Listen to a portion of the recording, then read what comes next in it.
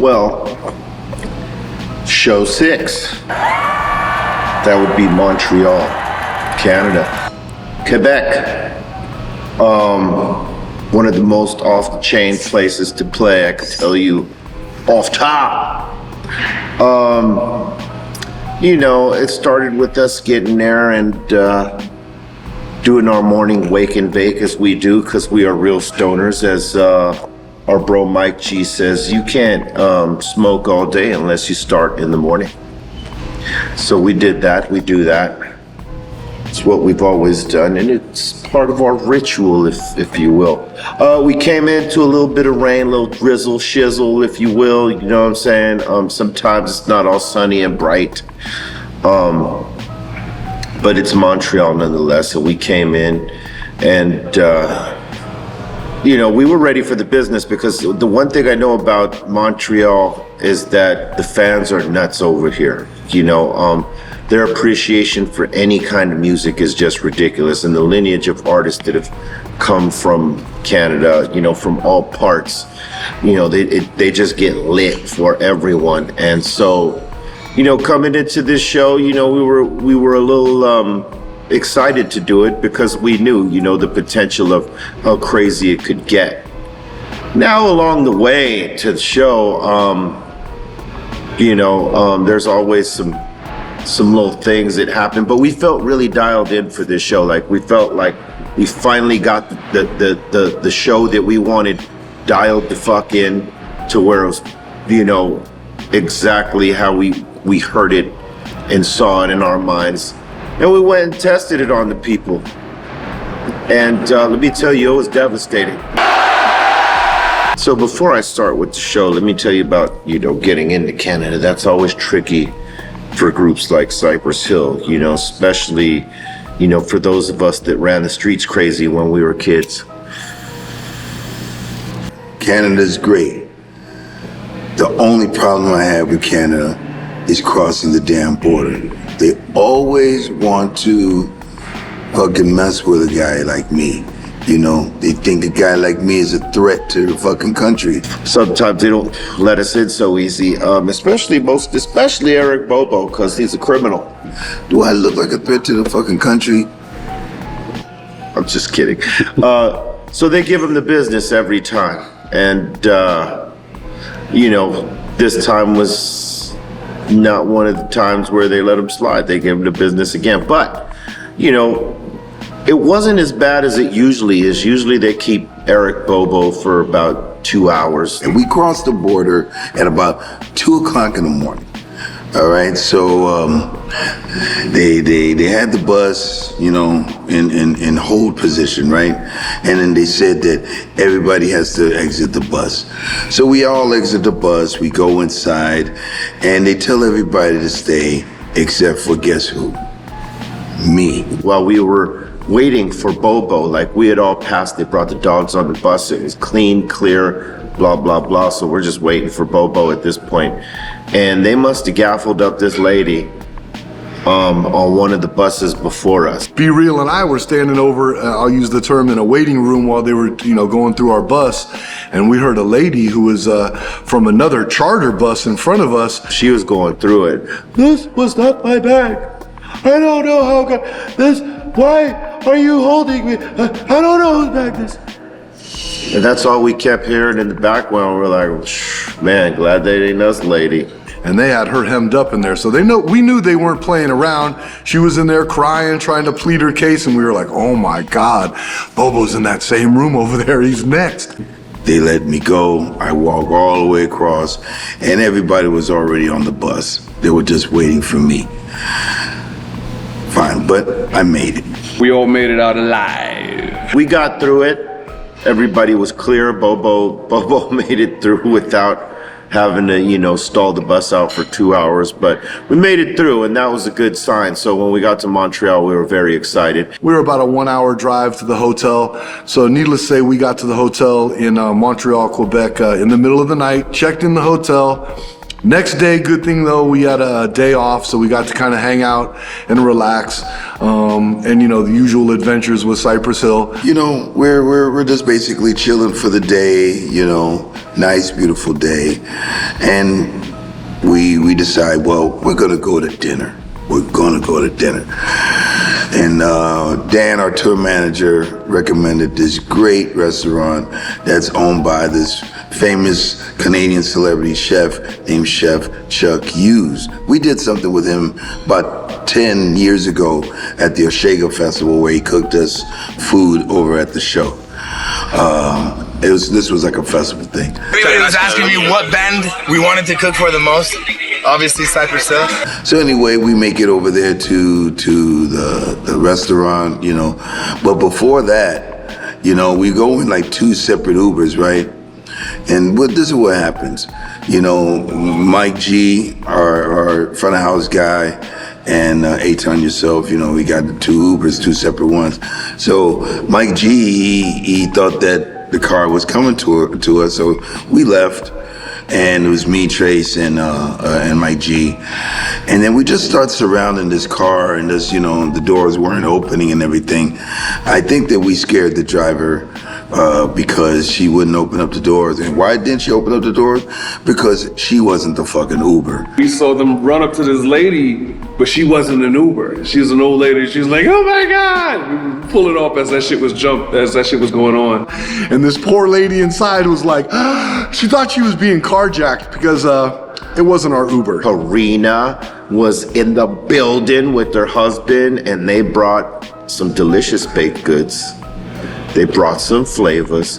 My boy Hugo, also in Montreal, he brought us some flavors. And then some fans on the street, they said, "Oh, you are Cypress Hill? I'll come back in an hour with flavors."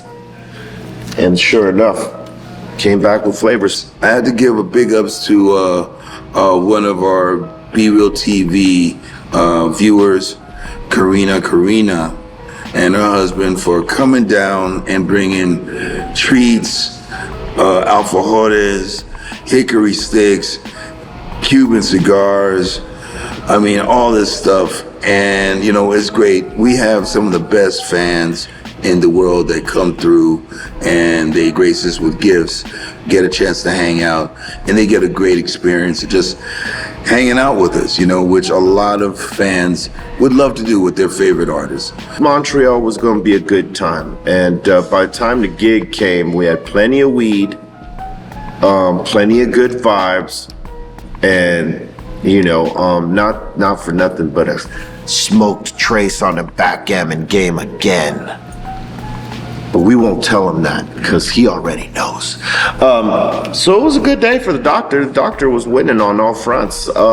You know, when the showtime came, it was amazing. It was like an explosion. These motherfuckers out here in Montreal, they know how to take in and receive a show, man. It was incredible. Montreal, Quebec, they were about it from the start. I mean, even the first tune I played at crowd participation, they were with it. And I was looking in the crowd, and Cass is already mosh pitting and shit to like hip hop. So I was like, it's gonna be a good night. Evil minds that plot destruction.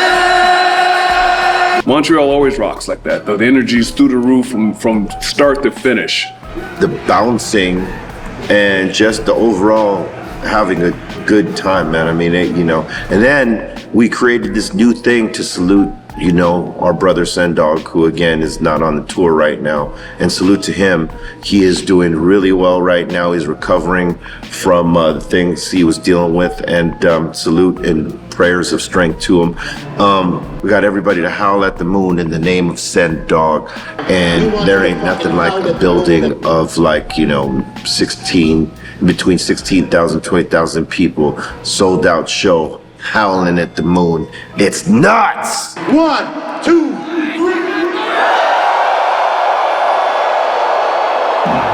3. Show is running great, no hiccups, no anything.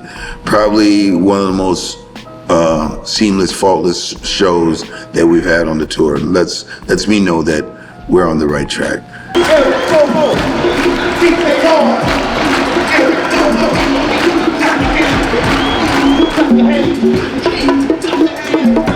Come on, let's go!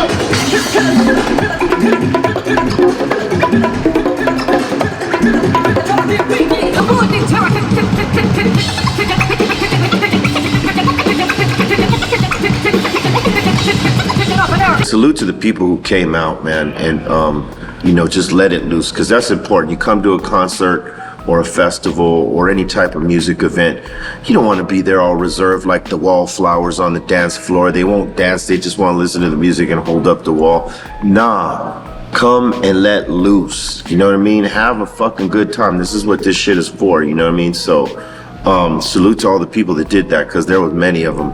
And they were, I think, Montreal was one of the, I think, the best crowd so far. The loudest, the most active, the most energized.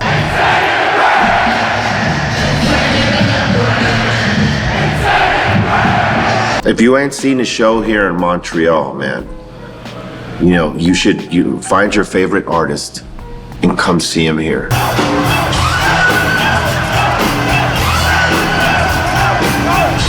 We had a day off in Montreal after the show, though. The show was up here, so we needed that day off to come and decompress a little bit.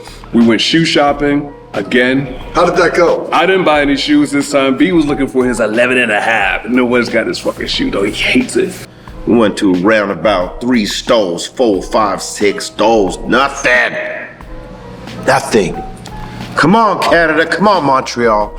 Get some 11 and a halves stocked up in your shit, man. Can't find no Air Max, no J's, no nothing. I'm getting used to taking L's.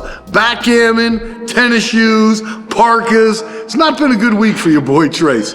Actually, it has. I got no complaints. The memories are priceless, and I'll take these memories for the rest of my life. It's fucking frustrating. But, we'll live.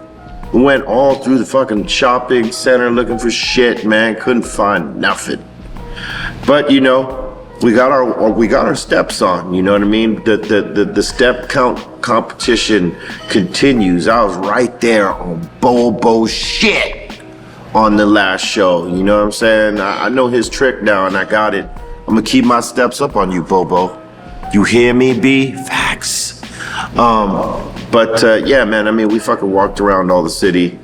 And we had a good time, man. We had a dinner in there that our bro, Coach Dan, set up.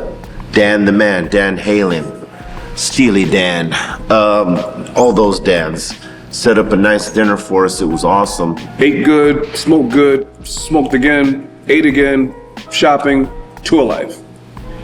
Sometimes you gotta treat yourself, all right? Because that's what we must do when we take in wins. Treat yourself sometimes, you know what I'm saying? As part of our day off, we went to the movies like sometimes we do. We do it as a crew, like we do crew dinners.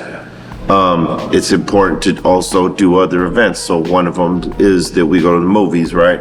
And we went to go see Top Gun Maverick. And I gotta tell you, I thought it was gonna be cheesy as shit. I thought they was gonna break out the cream cheese and the bagels, but no. This shit was meat and potatoes, bruh. Tom Cruise, yeah, Top Gun, it's back.